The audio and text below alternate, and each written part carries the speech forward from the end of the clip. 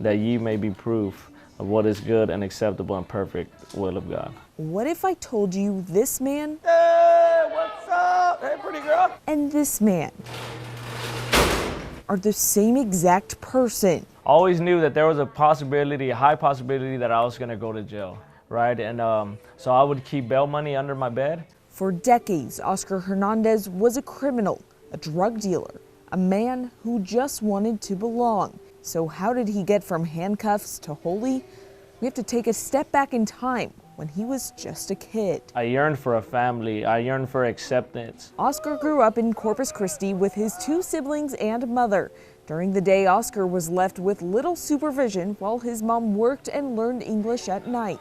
That lack of attention created a void in his life. I was always missing something, and I would try to feel whole. So when I do bad things, I would get this adrenaline rush and I'd feel complete. Oscar spent time hanging out with his friends and their families to fill that void. He says for a cheap thrill, the friends would do bad things, like breaking into Miller High School when he was just 10 years old. To myself, right, I would say, well, you were not going to be cool if you don't do this. You know, what are your friends going to think about you? You know, what is the hood going to think about you? So began Oscar's long list of run-ins with the law. While some kids were learning cursive, Oscar was discovering the harsh reality of what he had done. At 10 years old, I was terrified out of my mind, right? But when I got out, I was like, wow, people are gonna think I'm older now. Becky Mohat with the Nueces County Juvenile Justice Volunteer says, unfortunately, Oscar's childhood story isn't unique. We need to break the cycle. Mohat visits children and teens at the detention center to offer support and services. She says most of them have had a rough start to life. Their parents were in jail, their cousins, their uncles, and it just continues, that cycle. She says growing up in a home where crime is the norm, the majority of the children there did not get the training and the raising that they needed in order to have a successful life. Trouble is sure to follow. When children are raised in that environment, they're much more likely to continue that cycle throughout and into their adult life. Sheriff J.C. Hooper says he's seen generations of families go through this vicious cycle. You get labeled as a thief, as a criminal, as an addict. There comes a point, many of them accept that. Okay, this is who I am. He says it's people like Oscar that he meets every day. You look in the dictionary under at-risk youth, it's probably got Oscar's picture. I mean, he was that guy. At 12, Hernandez was smoking marijuana. At 13, he was caught with Xanax. At 14, he was drinking alcohol. And at 16, he was selling drugs. Yet beneath his tough exterior was a desperate need to belong. I felt like I had a broken heart, and when I drink alcohol and I do drugs, it would feel it. It would feel it temporarily. Eventually, Oscar was too old to stay in juvenile detention, so he ended up here at the Nueces County Jail.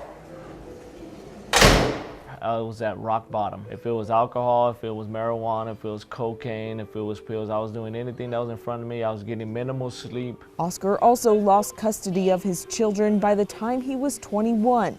He says it was like dragging them through the cycle that turns kids into criminals. I couldn't see them. I didn't know where they were at. I didn't know how long their hair was. You know, all these little things that I start thinking about now. One day, Hernandez was fed up. A life of crime was not for him. So he started going to church. When you're from nothing and you feel like you've never been loved, you've put on layers of protection. And God just peeled all those layers off. Peeled it off until I had this childlike faith. Mohat and Sheriff Hooper say stories like Oscar's need to be shared with at-risk youth in the Coastal Bend. It just makes me want to keep moving forward and doing whatever I can. Now he's a role model. He's somebody that we can hold out there and say, wow, look, this guy did it. You can do it too. The pair says with advocacy and hard work, this cycle can be broken. To attack this problem, we have to start before they become adults. I think parenting is the biggest part of it. Mohat says kids who are already in detention need to be given love and direction. So we want to do everything we can to teach these kids how to be confident and how to lead. Oscar says if there had only been some sort of place like the Robert Barnes facility when he was a kid, maybe he could have broken free. Homer Flores gives us a look inside. So this is our secure post-adjudication facility. Within these walls is a second chance at life. Children still attend class taught by CCISD teachers and are able to connect with volunteers like Becky. So this is one of the last opportunities that they get to instill that structure and to try to address their needs. Flores says they offer programs for guardians and their children to prevent them from re-entering the system. Perhaps that parent, either one, was maybe raised in the system, or two, was never taught how to be a parent. So when we get the opportunity, we try to work with the whole environment, which includes teaching parents how to parent. Becky, Sheriff Hooper, and Oscar say while we cannot control how a parent raises their children, there is something that, as a community, we do have power over, getting involved and bettering ourselves for successful generations to come. One child at a time. Oscar's that one child. And as C.S. Lewis said, you can't go back and change your beginning, but you can start today to change your ending. 4 years after turning his life around, Oscar regained custody of his children and got married. I'm just me. I could wear the clothes I want to wear, and I could love the way I want to love, and I could just be free. Oscar has gone from mugshots to mentoring. High five! He can be found at church where he teaches elementary students, or offering unconditional love to his family, the same love he searched for his entire life. I know it's tough. I know it's hard. I know it sucks.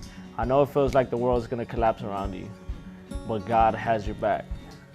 Madeleine Dart, 3 News.